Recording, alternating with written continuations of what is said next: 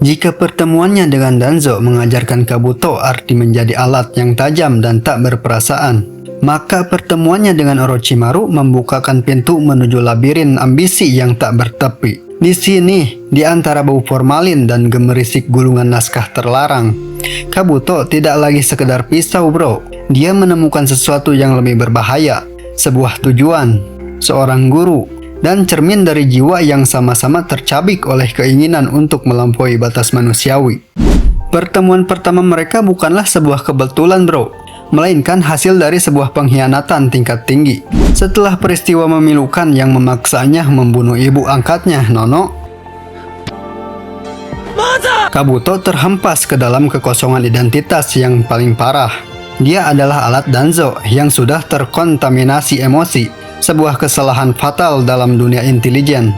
Danzo yang melihatnya sebagai liabilitas memutuskan untuk membuangnya.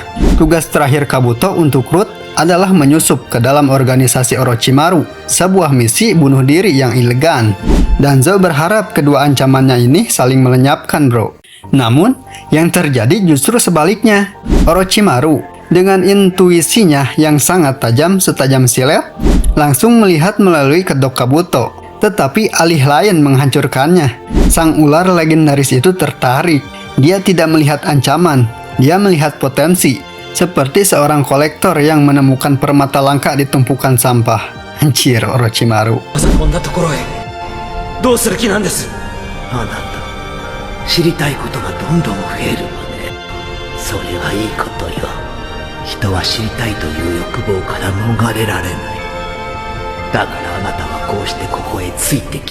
Kata partner itu menggema di ruang hampa jiwa Kabuto bro. Sepanjang hidupnya, dia hanya dikenal sebagai alat, anak panti asuhan, atau mata-mata.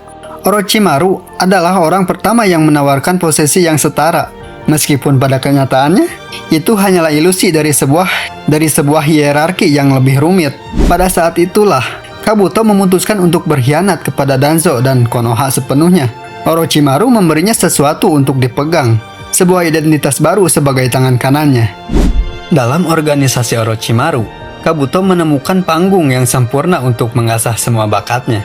Kemampuan medisnya yang luar biasa, yang dulu digunakan untuk menyelamatkan nyawa di panti asuhan, kini dialihkan untuk memimpin eksperimen-eksperimen Orochimaru yang mengerikan. Pengetahuannya tentang intelijen setiap desa membuatnya menjadi manajer yang efisien untuk jaringan mata-mata Orochimaru. Hubungan mereka adalah simbiosis mutualisme yang gelap. Orochimaru mendapat seorang manajer yang cerdas, setia, dan efisien yang membebaskannya untuk fokus pada penelitian inti. Sementara Kabuto mendapatkan seorang guru yang memvalidasi keinginannya untuk mengetahui segalanya, untuk menguasai setiap teknik, untuk memahami setiap rahasia kehidupan dan kematian. Gila sih. Obsesi Orochimaru terhadap segalanya secara tidak langsung menjadi obat bagi kebingungan identitas Kabuto. Jika dia bisa mengetahui segalanya, menguasai segalanya, maka mungkin dia akan menemukan jawaban atas pertanyaan mendasarnya. Siapa aku? Orochimaru menjadi cermin bagi kegelapan Kabuto. Keduanya adalah ilmuwan yang terobsesi, terpisah dari ikatan manusia normal.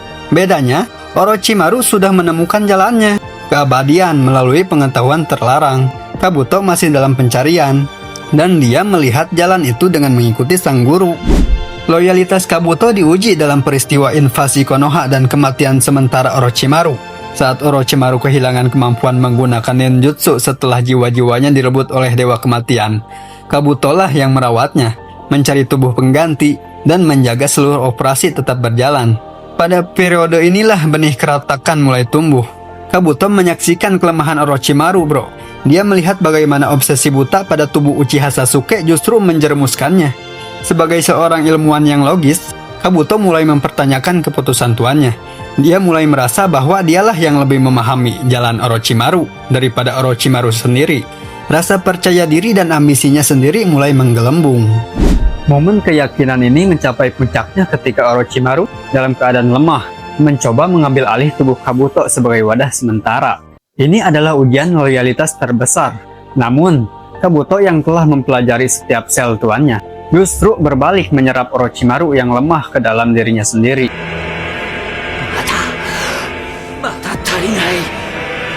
Pada detik itu, hubungan guru-murid berakhir. Kabuto tidak lagi menjadi tangan kanan. Dia telah menjadi penerus sekaligus rival. Dia menelan sang ular, berharap bisa mencerna kekuatannya dan menemukan identitasnya sendiri di dalamnya. Tindakan ini bukanlah pengkhianatan murni, bro, melainkan bentuk penyimpulan yang tragis dari ajaran Orochimaru, bahwa yang kuat berhak mengambil segalanya dari yang lemah. Warisan terbesar Orochimaru kepada Kabuto adalah penelitian tentang Kenjutsu, yaitu Edo Tensei.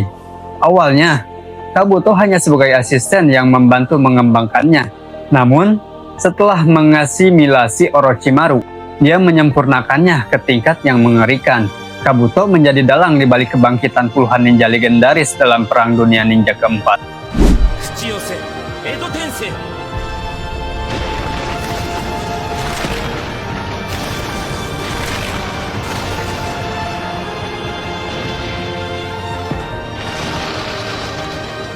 Penguasaannya atas Edo Tensei adalah metafora sempurna untuk kondisi jiwanya.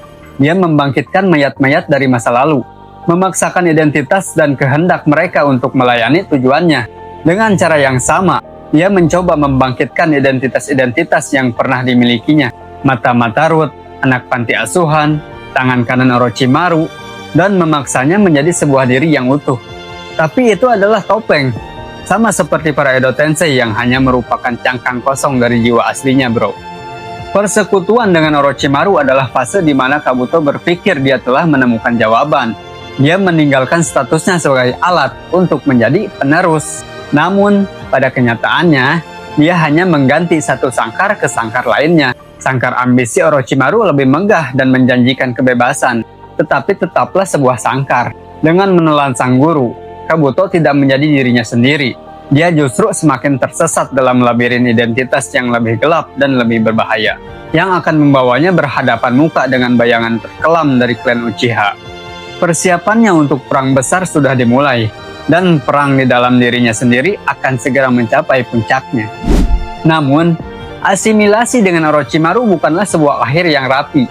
Itu adalah awal dari transformasi yang mengerikan, bro. Kesepian yang dalam menyelimuti Kabuto. Dan dalam kesendiriannya itu, DNA Orochimaru mulai mengubahnya dari dalam, membentuknya menjadi sesuatu yang bukan manusia, bukan ular, tapi sebuah monster yang mencari-cari arti di tengah kekuatannya yang tak terbendung. Inilah transisi menuju puncak kekuatan dan titik terendah jati dirinya. Jika kemenangan sejati adalah memperoleh segalanya yang diinginkan, maka Kabuto baru saja mencapai kemenangan terbesarnya, bro. Dia telah menelan Orochimaru, memperoleh pengetahuan, kekuatan, dan kebebasan yang selama ini didambakannya. Namun, di ruang laboratorium yang sunyi ini, kemenangan itu terasa lebih hampa daripada kekalahan manapun. Yang tersisa hanyalah seorang anak laki-laki yang tersesat. Sekarang dengan kekuatan seorang dewa ular, bertanya-tanya kemana harus melangkah. Dalam kesendirian inilah, transformasi paling mengerikan dimulai. Bukan hanya pada tubuhnya, tetapi pada seluruh esensi dirinya. Dengan Orochimaru tersimpan di dalam sel-selnya, Kabuto secara teknis telah mencapai puncak hierarki yang pernah diimpikannya. Dia adalah pemimpin dari organisasi Orochimaru, pemilik pengetahuan rahasianya, dan seorang ninja dengan kemampuan yang luar biasa. Namun, dia mendapati dirinya terkurung dalam sebuah sangkar emas. Tanpa Orochimaru sebagai poros, dunia terasa terlalu luas dan terlalu kosong. Tidak ada lagi perintah untuk dijalankan. Tidak ada lagi rencana besar seorang guru jenius untuk diikuti.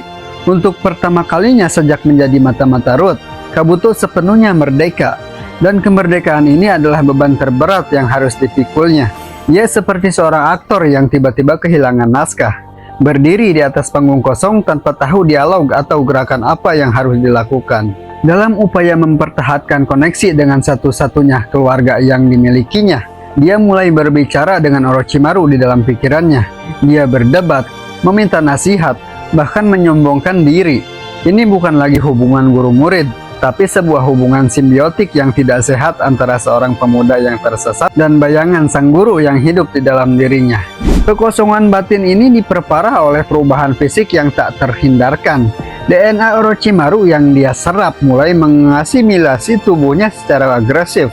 Proses ini bukanlah sebuah pilihan, melainkan konsekuensi alami dari teknik yang dia gunakan, bro.